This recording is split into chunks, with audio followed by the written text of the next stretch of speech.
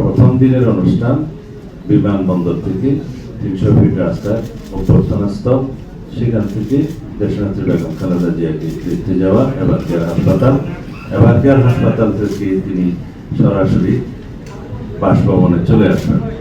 তখন বিমানবন্দর সড়ক হয়ে কাকলির মোড় হয়ে গুলশান 2 নম্বর হয়ে তিনি বাসভবনে চলে আসবেন।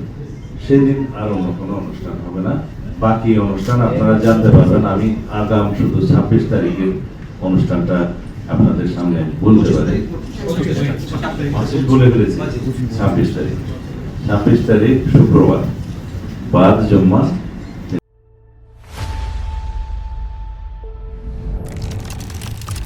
তিনি বাসভবন থেকে রওনা হয়ে প্রথমে শহীদ জিয়ার মাজার জিয়ারত করবেন এবং সেখান থেকে জাতীয় স্মৃতিসৌধে তিনি শ্রদ্ধা জ্ঞাপন করতে যাবেন। এটা 26 তারিখ। 27 তারিখের প্রোগ্রাম আপনারা পরে জানবেন।